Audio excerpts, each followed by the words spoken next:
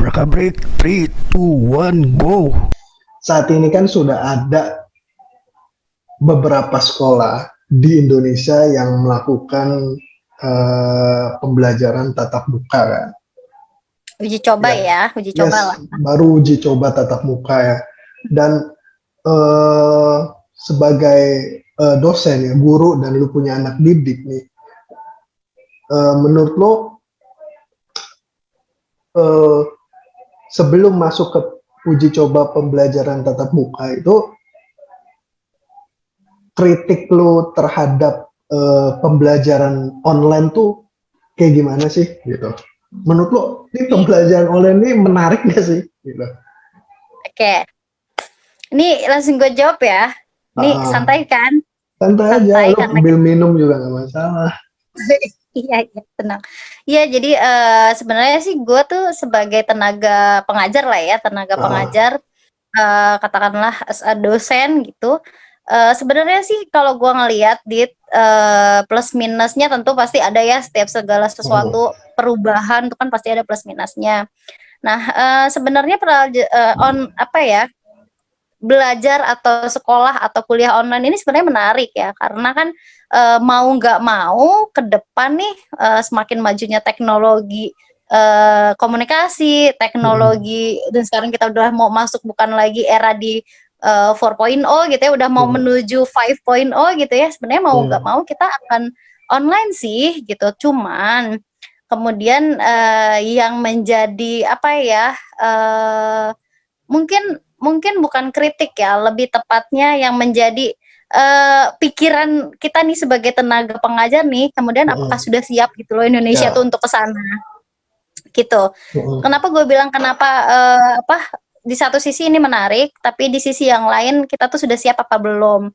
Siapnya bukan hanya dari segi siswanya aja atau mahasiswanya aja, tapi kita nih sebagai SDM, tenaga pengajarnya udah siap apa belum? Karena mau nggak mau kalau kita beralih ke online, ini bicara bukan dulu berangkatnya dari online ya gara-gara pandemi ya, Dit. Ini berangkat dari kita melihat online-nya kalau kita ngikutin ngikutin kemajuan zaman lah gitu ya, kemajuan teknologi lah gitu.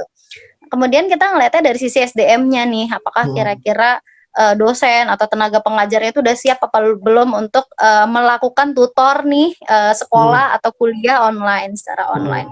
Karena kenapa nggak bisa dinafikan juga sih kalau sebenarnya tenaga pengajar itu juga banyak yang belum siap. Jangankan siswa atau mahasiswanya, kita juga sebagai tenaga pengajar juga belum siap dari kurikulumnya dan sebagainya. Nah, jadi meskipun menurut gua ke depan mungkin online ini akan menjadi senjata kuat, bukan hanya lagi di dunia marketing, pemasaran misalnya ya, tapi juga di dunia pendidikan. Tapi ya tadi, apakah secara SDM-nya kita sudah kuat atau belum, atau sudah mumpuni apa belum. Kemudian kalau gue lihat dari segi gue terlalu serius nggak sih ngomongnya? Enggak kan ya, santai ya? Enggak, santai aja sih. Bagus sih emang. Ya bagus.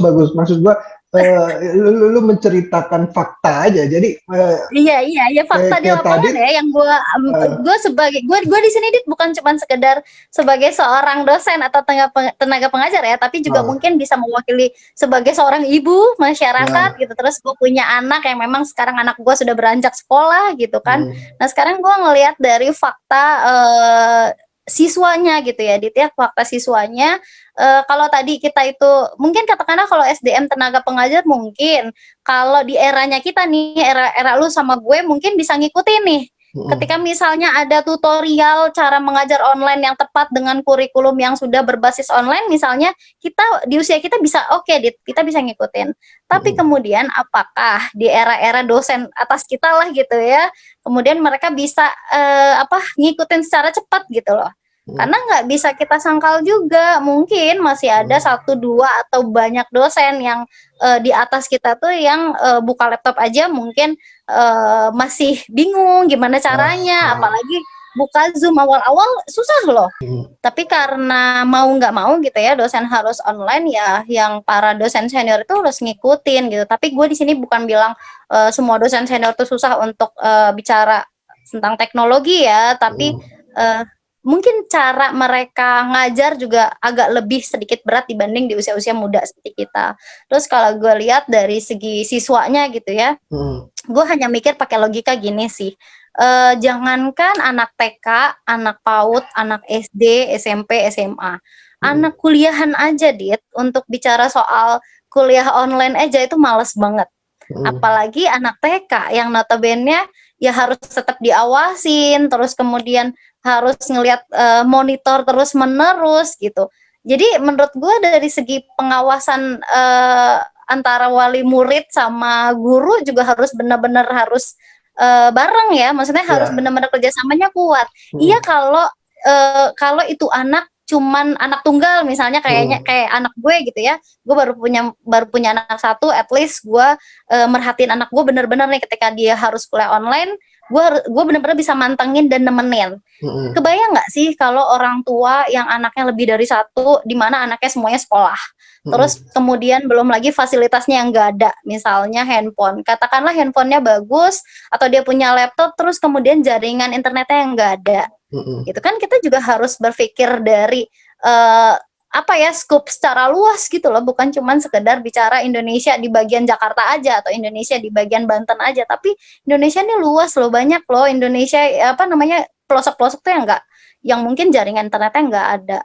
Ya makanya kemudian akhirnya kerjasama antara tenaga pendidik dan orang tua lah yang harus yang harus kuat, yang harus bareng-bareng. Makanya banyak banget Dit kalau kita buka mata kasus-kasus nggak usah lah gue bilang di daerah pelosok ya, daerah Banten nih, daerah tempat gue gitu ya, sekarang gue tinggal di Cilegon, daerah Serang itu pernah sampai ada orang tua bunuh anaknya gara-gara gregetan belajar online. Nah itu kita harus buka mata, kita harus nggak bisa kita ya udahlah yang penting kuliah online gue bisa santai misalnya as orang tua gitu ya. Tapi ya semua harus bertanggung jawab sih. Nah menurut gue itu yang harus dipikirin sama pemerintah, bukan cuman sekedar mikirin bahwa ya kalau sekolah online nanti pandemi terus bisa nular dan nggak kelar-kelar nih pandeminya. Tapi juga dari sisi yang lain, sektor yang lain juga harus dipikirin. Itu sih menurut gue ya. Kalau di awal ini kan belajar online kan mulai di awal 2020 ya, menjelang pertengahan ya kan. Nah awal-awal tuh lu melakukan pembelajaran online itu lu nya gagap juga, anak didik lu gagap juga, atau kemudian satuan instansi lu tuh gagap juga nih baru langsung online gitu. Tuh gimana tuh awal-awal tuh kaget atau gimana tuh? Oke. Yes. Gue sebenarnya pada saat awal pandemi ya, gue percaya nggak percaya, gue jujur banget nih, gue percaya nggak percaya, gue ya mungkin bukan cuman gue ya, banyak warga Indonesia tuh yang nggak percaya ini pandemi beneran ada loh gitu, dan ternyata kita tuh bakalan mungkin kalau anak-anak awam gitu ya, aduh kita bakalan libur nih sekolahnya sampai waktu yang tidak dapat ditentukan gitu kan. Kalau gue boleh flashback dan ingat 2 minggu pertama pada saat pandemi itu dapat surat tuh dari rektor, memang tembusannya dari pemerintah pusat gitu ya, bahwa kita tuh 2 minggu off kuliah. Terus kemudian yang dilakukan oleh kampus gua waktu itu ya benar-benar benar-benar ngasih ngasih masukan ke kita nih sebagai tenaga pengajar, ya kuliah harus online. Karena waktu itu gue inget banget pada saat itu kan belum mungkin nggak tahu ya kalau Adit ya, kalau gue sih belum familiar banget adanya Zoom, adanya Google Meet pada saat itu ya. Akhirnya kita memanfaatkan kuliah by WA group, by WA, dan menurut gue ya kuliah by WA, ya kebayang dong apa yang bakal dibahas gitu kan. Terus kemudian kalau gue ngikutin banget cara ngajar ke mahasiswa atau ke siswa itu kan benar-benar ngikutin pedagogik gitu ya, atau melihat mahasiswa ini secara keseluruhan bagaimana secara mentalnya, bagaimana secara psikologisnya, sehingga gue bisa tahu nih kira-kira metodologi apa atau sistem pembelajaran seperti apa yang gue harus kasih. Sementara kan kalau kita di online nggak bisa kenal secara intensitas yang kuat sama mahasiswa gitu kan. Jadi kaget banget pada saat itu. Akhirnya ya udah, kita pada saat itu sebagai dosen, pada saat belum ada tutor perkuliahan yang benar-benar sistemnya pas gitu ya, belum dibuat oleh, sementara kampus menyiapkan, ya kita sebagai dosen tuh inisiatif. Tapi yang perlu gue kasih gambaran, gue sebagai dosen aja mengkritik nih ya, mungkin nanti yang akan nonton ini teman-teman guru atau teman-teman dosen gitu ya, kita nih sebagai tenaga pengajar sering banget lupa kalau sebenarnya harus ada pembedaan antara belajar online dan tugas online. Dan gue ngerasa banget pada saat mulai perkuliahan online, karena di awal-awal pandemi, semua murid dan semua dosen gue pikir menerapkan itu tugas online, bukan mengajar online. Jadi murid tuh semua dikasih tugas online gitu ya, belajar dari rumah dan ngerjain LKS misalnya kalau SD atau SMP gitu ya, atau SMA. Terus kemudian kalau dosen ya bikin resume halaman segini, terus tentang ini mungkin Adit juga pernah ngerasain soal resume. At least itu menurut gua adalah tugas, bukan belajar. Nah, sehingga itulah yang menjadi beban buat si mahasiswa, beban untuk siswa, dan akhirnya kalau siswa kan larinya ke wali murid. Beban dong wali murid kalau misalnya yang diterapkan oleh guru atau dosen itu hanya tugas online. Kaget sih, sempat kaget, tapi mau nggak mau karena kita belum punya tutor khususnya gitu ya, bagaimana cara mengkemas belajar online ini secara jelas, ya mau nggak mau di awal perkuliahan di awal pandemi ya gue juga termasuk dosen yang menerapkan akhirnya tugas online gitu sih. Tapi akhirnya sekarang sih gue pikir udah jauh lebih baik. Di kalangan dosen pada waktu itu ketika kemudian ini semuanya harus online, ada nggak kemudian tanggapan dari dosen yang kemudian panik, waduh online nih, online gimana ngajarnya atau gimana? Ada cerita menarik yang mereka panik ketika diminta semuanya online gitu loh. Gue pikir bukan lebih ke panik ya, Dit, tapi justru kayak ya mungkin unik sih menurut gue ya. Mungkin ada juga sebagian dosen yang panik, sebagian dosen juga ada yang justru memanfaatkan peluang ini. At least mereka berpikir ya sekalian liburan lah gitu ya, liburan nggak ngajar, nggak ke kampus, nggak ngerjain tugas-tugas di kampus gitu ya. Tapi uniknya sih di sini, atau ya gue bisa bilang uniknya di sini gitu ya, karena kita tuh bingung gitu ya, Dit, apa yang harus kita lakukan, apa yang harus kita kerjakan pada saat online, ya akhirnya nih mungkin gua atau mungkin sebagian dosen yang lain gitu, ya akhirnya kita nunggu pasrah aja gitu, perintah atasan aja.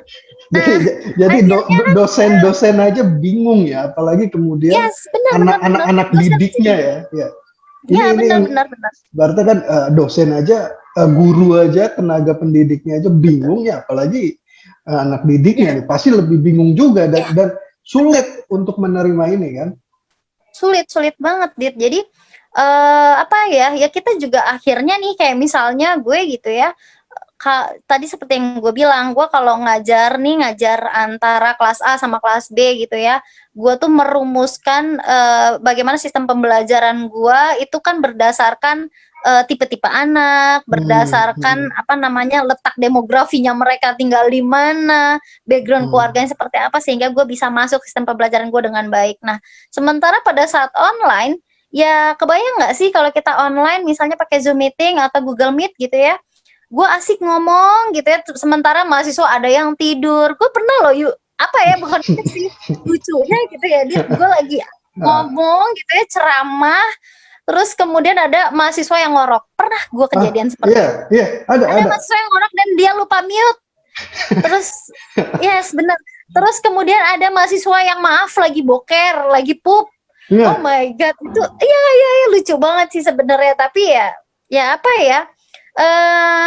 Jujur gue sebagai seorang dosen mungkin nah ya ini SDM di kejadian Indonesia yang bener-bener lu alami sendiri gitu. benar. Ibaratnya enggak. Kejadian yang benar, kejadian yang benar-benar gue alamin sendiri. Jadi Heeh. ada yang ngorok, dia Heeh. ketiduran, maklum lah laki-laki Ya, ya. Gue pikir heeh. di zaman kita juga kuliah gitu ya, Ya, terus ya. menerus laki-laki kalau masuk jam 8 pasti telat gitu. Yes, heeh. Nah, ini enggak Zoom meeting, dia ikut Zoom meeting, terus kemudian dia nyalain doang mungkin pakai handphone gitu ya, dia nyalain. Terus kemudian ya udah dia tidur, mendengkur, ngorok gitu kan, tapi lupa mute. Ya udah kedengeran satu kelas Heeh. tawa. Terus yang lucu lagi di ini, lagi di toilet, bener-bener lagi di toilet. Ya, Lagi di toilet dia lupa, ya. terus yang kelihatan cuman keran-keran gitu Heeh. kan. Terus ya memang dia lagi pup dan kedengeran. Aduh ya Allah itu. Cuman Heeh. ya ya itu ya mungkin lucu dari segi lucunya itu. Tapi kalau lu tanya apakah gue sebagai seorang tenaga pengajar ini merasa puas kalau misalnya Heeh. belajar online ini diteruskan gitu ya? Heeh. Ya mungkin untuk sebagian gue dan teman-teman yang tadi balik lagi di dunia anak-anak milenial kayak kita bisa aja ngikutin, tapi kalau bicara soal puas gue pikir Indonesia belum siap sih, Dit. Belum siap. Heeh. Tapi Heeh. kalau mix metode antara online dan offline mungkin di mix, harus ada kampus percontohan, harus ada sekolah percontohan, dan kemudian harus pemerintah tuh benar-benar memfasilitasi sih, nggak cuman sekedar ini harus belajar online, terus Heeh. kemudian nggak dipikirin nih kira-kira sanggup nggak masyarakatnya, kemudian SDM tenaga pengajarnya sanggup nggak. Nah harus ada solusi juga kan soal itu, gitu sih. Nah, ini belajar online kan artinya sekarang ini udah hampir 1 tahun, bahkan udah lebih ya, mungkin udah lebih 1 tahun. Menurut lu, Lebih, iya eh, mau 2 tahun, Dit. ya mau 2 tahun. Menurut lu ada perkembangan yang bagus atau sulit melakukan sepenuhnya full online? Harus tatap muka dan harus belajar langsung di kelas. Yes. Gimana menurut lo?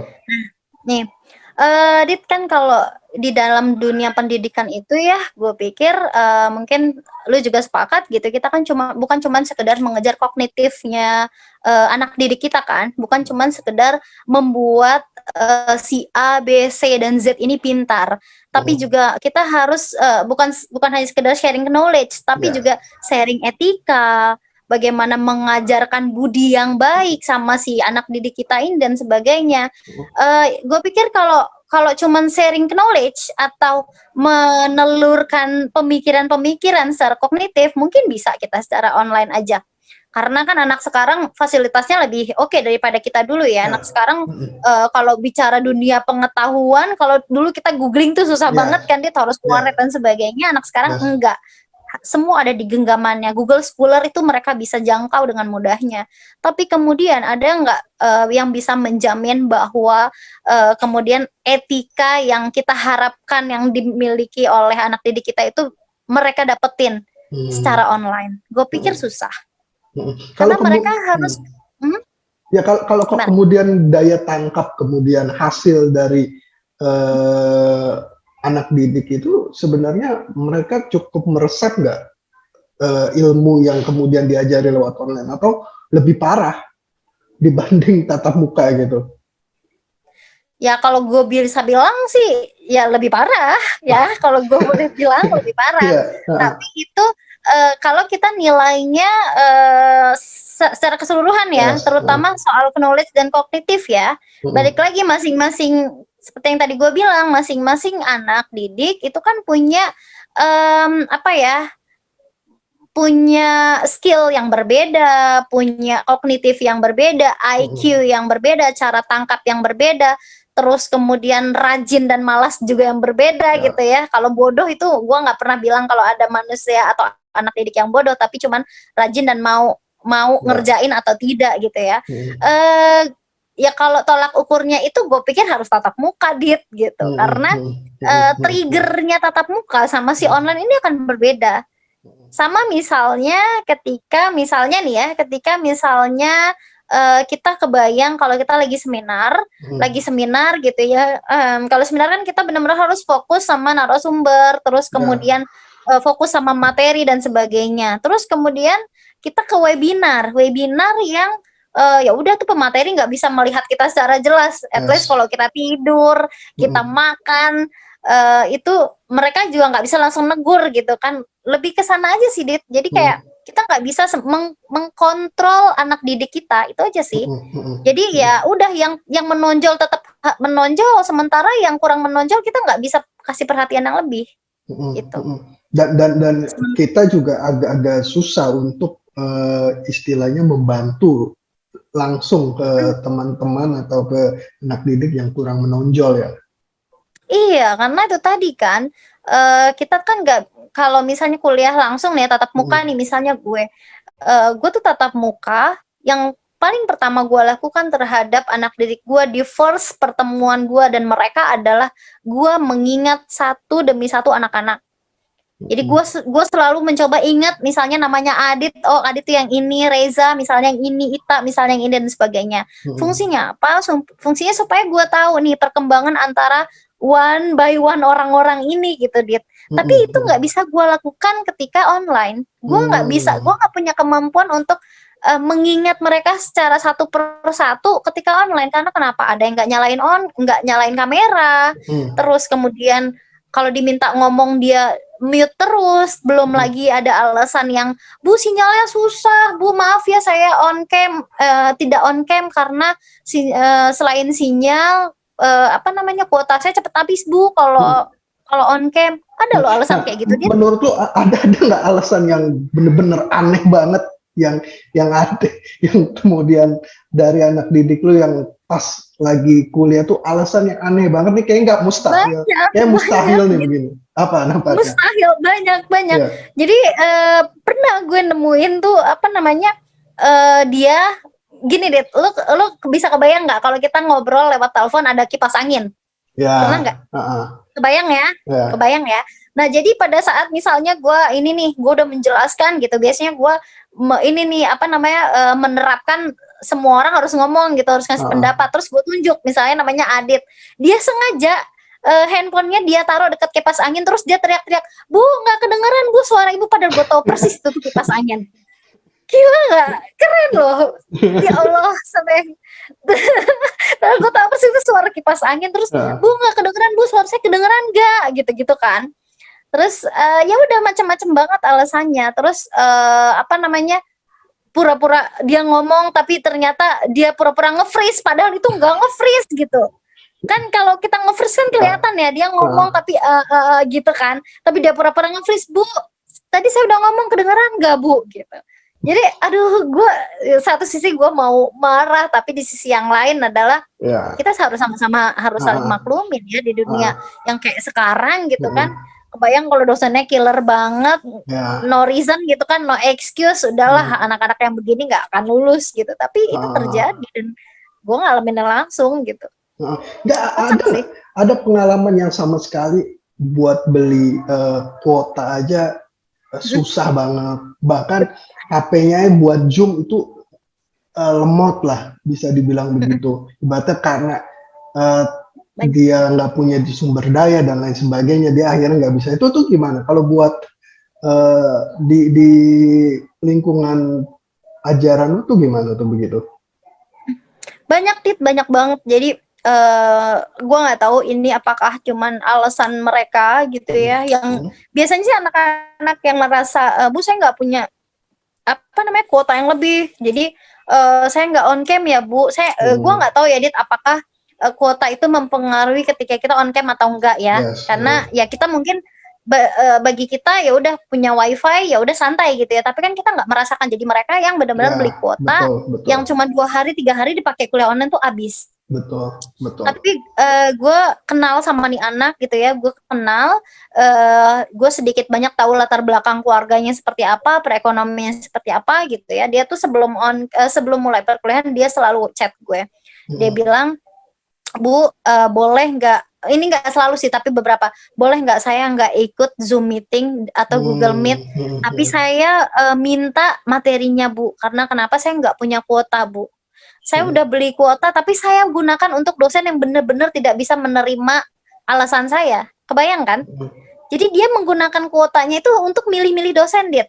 Jadi kayak misalnya karena gue mungkin ya udahlah masih bisa menerima excuse, ya gue nggak apa-apa, gue maklum. Tapi ada juga dosen yang nggak nerima alasan apapun gitu ya. Jadi ya udah dia menggunakan kuotanya tuh dibagi-bagi untuk masing-masing dosen. Misalnya kalau kuliahnya gue dia masih bisa santai, masih bisa nggak ikut Google Meet, tapi gue masih bisa maafin. Tapi ada dosen-dosen yang nggak bisa. Pokoknya lu punya duit nggak punya duit harus punya kuota. Sampai gue pernah isiin kuotanya dia. Karena ya dia bilang benar-benar nggak punya duit. Sementara dia itu sama selain kuliah dia tuh berjualan. Nah jualannya pun kena dampak pandemi gitu ya. Ya akhirnya kan kita nih sebagai manusia menurut gue yang punya jiwa manusiawi dan punya simpati empati ya mau nggak mau tuh gue ikut kirimin dia kuota. Terus kemudian gue bilang emangnya kamu nggak dapat kuota dapodik ya. Kalau kita tuh dosen dapat kan. Terus mahasiswa juga sebenarnya dapat. Terus dia bilang nggak tahu Bu, nama saya itu nomor saya itu nggak pernah dapat, tapi teman-teman saya dapat. Nah itu benar-benar kejadian. Jadi mereka benar-benar mengirit kuota karena mungkin kita tidak merasakan gimana rasanya ikut Zoom meeting tapi nggak punya kuota ya, sehingga ya kita nggak bisa ngerasain benar-benar kayak mereka gitu loh. Tapi ketika mereka benar-benar nggak ada kuota dan ada dosen yang nggak mau ngerti kan, ya itu di luar kendali mereka juga dan akhirnya mereka terpaksa ngutang gitu. Nah, ini menarik juga nih dari sisi manajemen pemberian tugas. Kalau lu sendiri, bagaimana lu kemudian memberikan tugas ke anak didik lu? Misalkan lu kan udah tahu nih kalau anak dalam kondisi online nih kita jejelin tugas banyak nih malah nggak bagus nih. Nah lu manajemennya gimana nih? Berapa persen sih tugas dan tugas apa aja? Mekanisme gimana tuh? Oke. Nah gue mungkin masuk kategori dosen yang nggak killer ya Dit. Gue karena mungkin ngerasain gimana jadi mahasiswa, terus gue merasa dosen-dosen gue itu ex dosen gue tuh semua baik sama gue gitu ya, sehingga gue mencoba untuk selalu memahami gimana pressure yang ada di anak didik gue gitu kan. Ketika misalnya mereka, tugas ibu ini tuh banyak banget, tugas bapak ini tuh banyak banget, ini belum selesai dan sebagainya. Nah kalau gue melihat dari sisi psikologis ya, dari sisi psikologisnya mereka, gimana caranya mereka bisa konsen untuk ngerjain tugas yang begitu banyak, ketika kita aja sebenarnya sebagai tenaga pengajar tuh tidak memberikan tutorial mengajar dengan baik. Nah ini yang tadi di awal gue bilang, kebanyakan dosen dan tenaga pengajar seperti guru misalnya itu dia nggak bisa membedakan tugas online dan belajar online, sehingga yang mereka berikan itu tugas online tuh benar-benar hampir full karena ngerasa itu adalah belajar online. Padahal namanya belajar online tetap kita sebagai dosen, sebagai tenaga pengajar memberikan tutorial belajar. Sehingga kalau gue sih dari 1 semester yang gue berikan, gue tetap memberikan IKT pertama itu tugas pertama sebelum UTS, kemudian tugas kedua sebelum UAS, hanya itu. Itu pun gue masih memberikan mahasiswa gue tuh untuk nego yang semudah mereka, tapi untuk menarik soft skillnya mereka, maksudnya untuk mengasah soft skill. Karena gue sadar nih kalau di dunia industri sekarang tuh yang paling kepake adalah soft skill, Dit. Lu mau kognitif lu oke, knowledge lu bagus seperti apapun, kalau lu tidak punya kemampuan atau tidak mengasah soft skill lu dengan baik, lu akan juga tertinggal. Jadi gue memilih untuk memberikan mereka tuh misalnya jago, misalnya ya kalau gue ngasih mata kuliah marketing komunikasi misalnya, gue kasih mereka tugas bikin video untuk bikin video promo misalnya. Nah itu mereka ngedit sendiri dan sebagainya. Nah itu juga gue ngasihnya ya sesukanya mereka, mau promo apa atau produknya apa, produk yang mereka sukain aja. Supaya apa? Cuman ngelatih soft skillnya mereka di dunia digital aja, supaya mereka bisa bikin video, bisa editing dan sebagainya. Karena kan semua perusahaan kan sekarang kalau kita boleh lihat butuh kan editor, mau nggak mau kan larinya ke sana. Apalagi gue dalam dunia komunikasi, Jadi ya gue nggak pernah memaksakan mereka harus kayak zaman kita dulu ya, bikin resume sekian Ya, lembar misalnya, baca buku terus kemudian dibikin resume sekian lembar, nggak itu sih. Gue lebih ke pelatihan soft skill kira-kira aja, pengembangan soft skillnya mereka. Itu sih. berapa persen tuh dari 100% tuh berapa persen untuk tugas, sisanya belajar? Kalau tugas mungkin gue bisa bilang gue paling banyak tuh 25%. Kalau gue ya, paling banyak 25%, itu pun masih bisa mereka excuse sama gue dengan catatan, apalagi kan sekarang kita masuk ke Merdeka Belajar ya, Dit. Misalnya, Bu, saya nggak mengerjakan tugas Ibu yang ini, tapi saya ikut ke pelatihan ini loh, Bu. Misalnya pelatihan wirausaha industri kreatif misalnya, atau ikutan webinarnya dengan Pak Sandiaga Uno misalnya, itu gue nggak apa-apa. Yang penting mereka tuh ada apa ya, kan Merdeka Belajar kan nggak mesti sama kita terus, Dit. Mereka kan harus bisa berkembang, misalnya ngikutin webinar apa, ikutan pelatihan apa, dan itu juga bagian jadi penilaian gue. Misal dia 25% dari penugasan yang gue berikan, tapi dia bukan nggak mau ngerjain ya, tapi dia punya opsi pengerjaan yang lain yang dia lebih suka, ya gue akan mau nerima itu. Tapi balik lagi, apakah semua dosen tuh mau menerima itu atau enggak, kan enggak bisa kita jamin, karena banyak juga dosen yang saklek gitu. Obrak-abrik, closing the door.